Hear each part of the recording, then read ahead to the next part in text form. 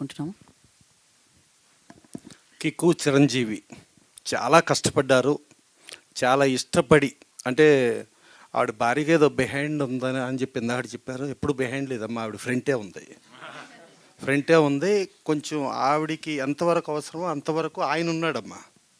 So అది బాగా ఆవిడ చేశారు. ప్రతి దాంట్లోనూ అంటే చాలామంది చాలా ఇబ్బందులు పెట్టినా కూడా అన్ని ఇబ్బందుల్ని అధిగమించి పర్ఫెక్ట్గా వచ్చారు. ఈ మధ్య చూసుకుంటే చిన్న సినిమాలు బ్రహ్మాండంగా ఆడుతున్నాయి. మా ఇంటి బంగారం కానీ, కొరియన్ కనకరాజు కానీ, ఇవాళ ఇరుముడి కానీ, ఇట్లా చూసుకుంటే వరుసగా సినిమాలు వరుస సక్సెస్లు ఉన్నాయి. అటు ఇంగ్లీష్కు చూస్తేనేమో స్పైడర్ మ్యాను, ఒడిస్సీ అవి ఉన్నాయి, హిందీ సైడ్ హిందీ ఉన్నాయి. సో ఇవాళ ఎగ్జిబిటర్స్ ఒకప్పుడు ఆకలి అని చెప్పి అన్నార్థుల్లాగా బాధపడే ఎగ్జిబిటర్స్ ఇవాళ చూస్ చేసుకుని ఏది ఎక్కువ కలెక్షన్ వస్తుందో ఆ సినిమా వేసుకునే స్థాయికి మారింది ట్రెండు. అలాగే థియేటర్లకు జనం రావటం మొదలెట్టారు.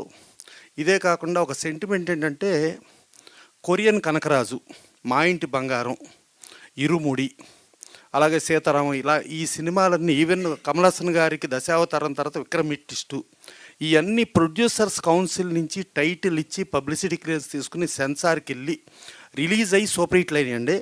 అదే కోవలో ఈ కిక్కు చిరంజీవి కూడా ప్రొడ్యూసర్స్ కౌన్సిల్ నుంచినే వస్తుందండి.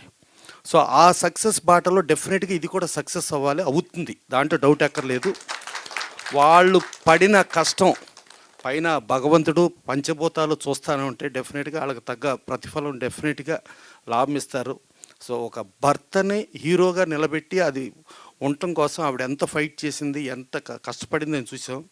సరే, ఇందాక అయ్యంగార్ గారు కూడా చెప్పారు బకరాలు వస్తాయి, అది అయిపోతాయి, ఇది అయిపోతాయి అని. నాకు ఫస్ట్ వీళ్ళిద్దరూ వచ్చినప్పుడు, అమ్మ నువ్వేం చేస్తావన్న, ఏదో బ్యూటీ ఇది పెట్టుకున్నా అండి అన్న. సరే, తను అడిగా మీరేం చేస్తారు, నాకు కన్స్ట్రక్షన్ యాక్టివిటీ ఉంది. అయితే పర్లేదు, అన్న తేడా కుట్టినా కూడా ఇద్దరు మళ్ళీ హ్యాపీగా బతకగలరు.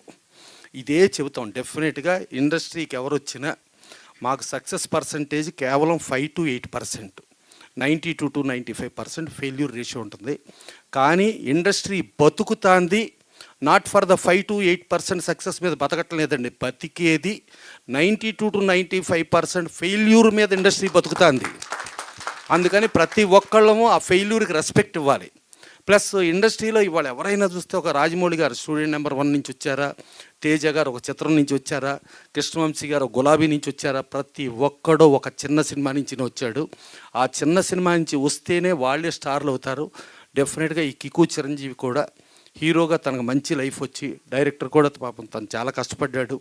వీళ్ళందరూ టీం కష్టపడింది. వీళ్ళ కష్టం వృధా పోకుండా మీడియా పరంగా మీకు ఎంతో బాధ్యత ఉంది.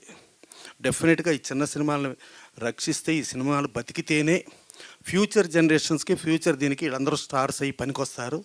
డెఫినెట్గా మీ అందరు కోఆపరేషన్ ఉంటుందని, వీళ్ళ పడిన కష్టానికి డెఫినెట్గా ఇది పెద్ద హిట్ అవ్వాలని మనస్ఫూర్తిగా కోరుకుంటూ, మా ప్రొడ్యూసర్స్ కౌన్సిల్ సెంటిమెంట్లో కిక్కు చిరంజీవి కూడా యాడ్ అవుతుందని నమ్ముతూ థ్యాంక్ యూ ప్రసన్న కుమార్ గారు. Thank you so much for coming and gracing the event అండి.